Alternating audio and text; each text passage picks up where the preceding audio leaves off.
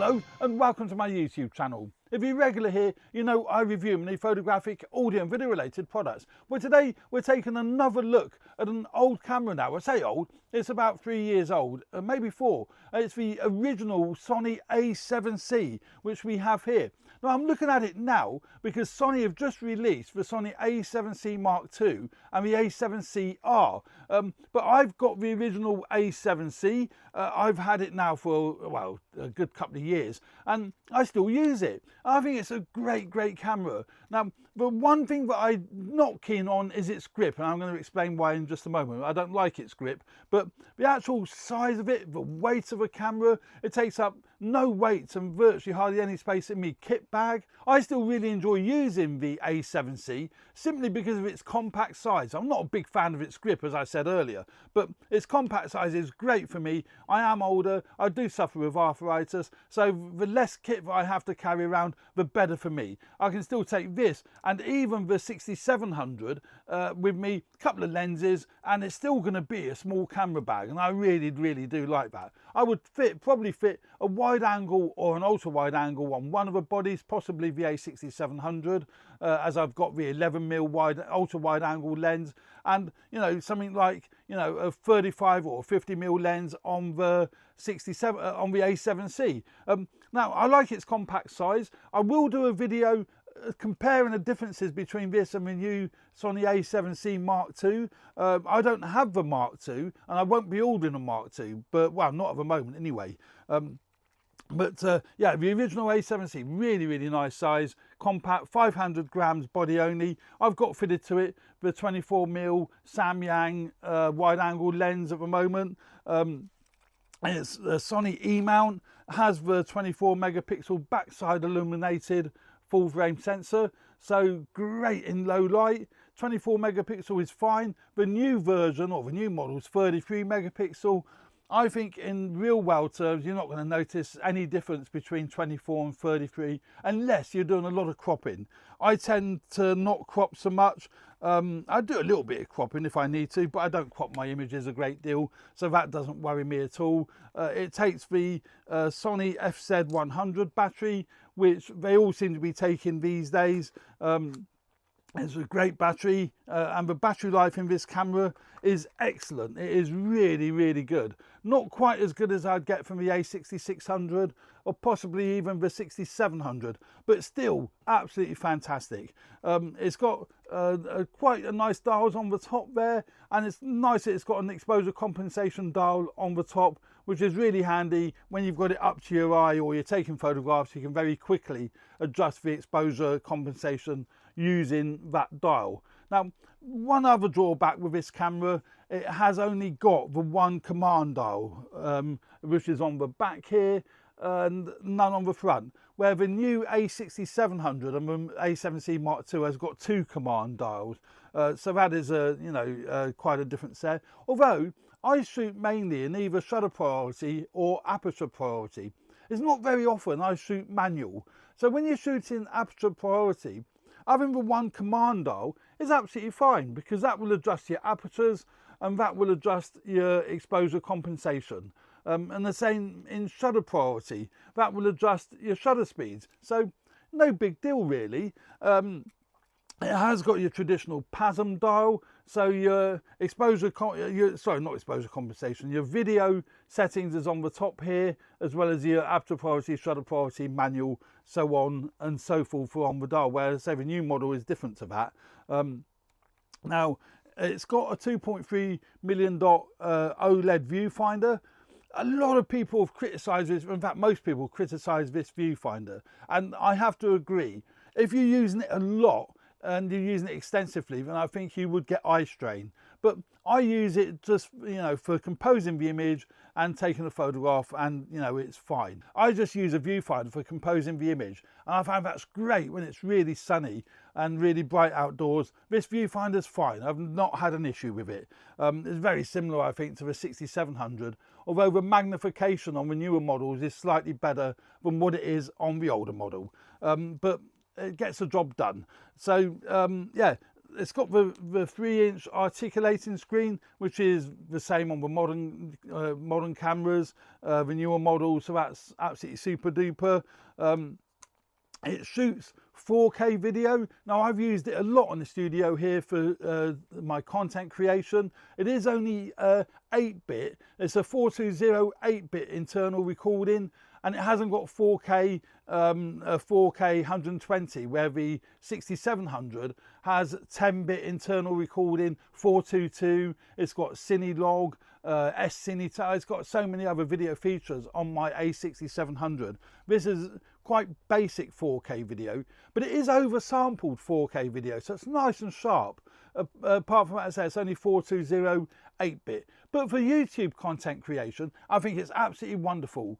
So you're going to have no problem with that. Even small corporate jobs, you're going to have no issues with the image quality that comes off this sensor and with this camera.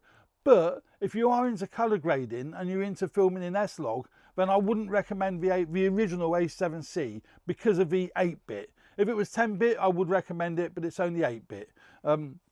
It has got 5-axis image stabilization, which is, is okay. It's not the best image stabilization. I think for photographs, again, it's fantastic. But for video, still a little bit shaky, but nothing drastic. It does help with the shakiness, but it doesn't cure it. But for photographs, certainly if you're using lenses like I've got fitted to it, that is great because it does help, with a much sharper image if you're shooting at slower shutter speeds. The A7C, along with the A7C Mark II and the A7CR and the A6700, only have the one card slot, but it is on the side of the camera as opposed to underneath where the battery compartment is. But it has got only the one card slot, which is UHS 2.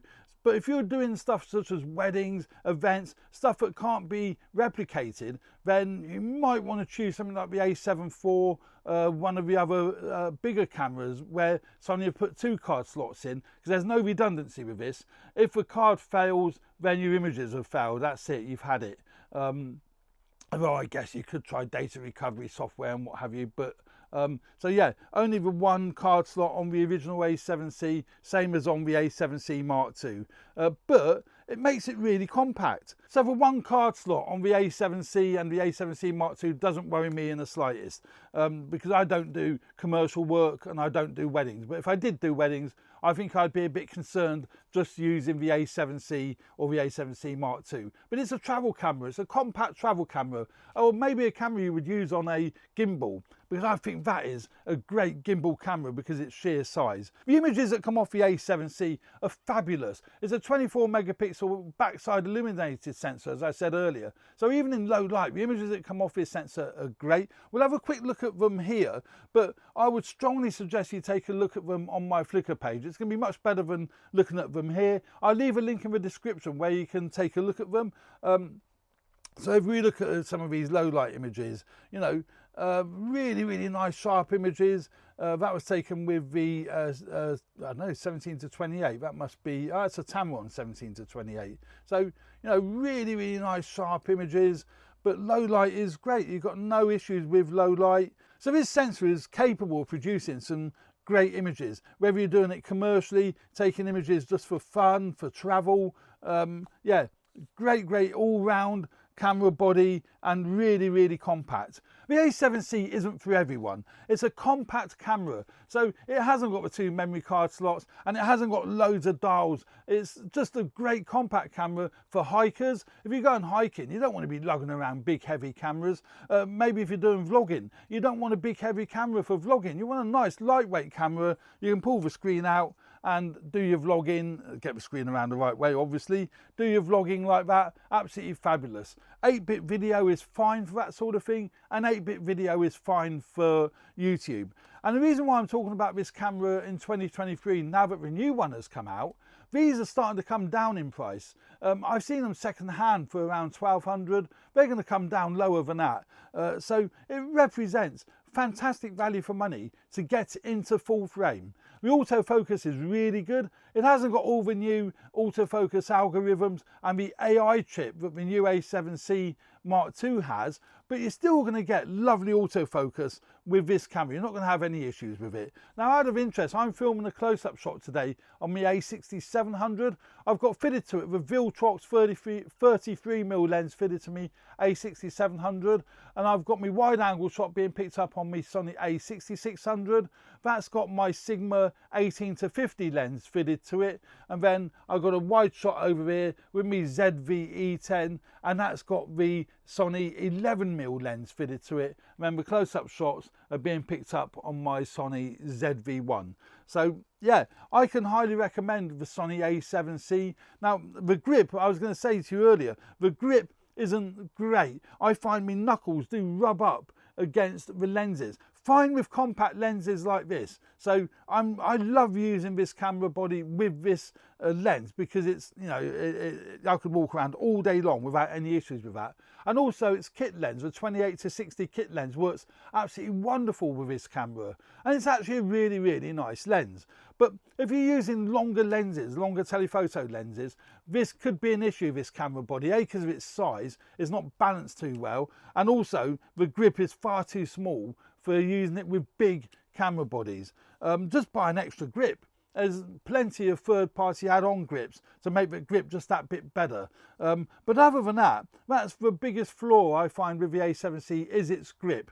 I don't have an issue that it's only got the one command dial. There's no command dial on the front. That doesn't bother me at all. So yeah, great compact camera, and great to buy in 2023, because they're going to be fantastic value for money. So there we go. Thanks very much for watching. I hope you found this video useful. Please subscribe to my channel if you haven't already done so. Hit the like button if you like the content of my videos. Would really appreciate that. And don't forget to subscribe. Cheers for now. Bye.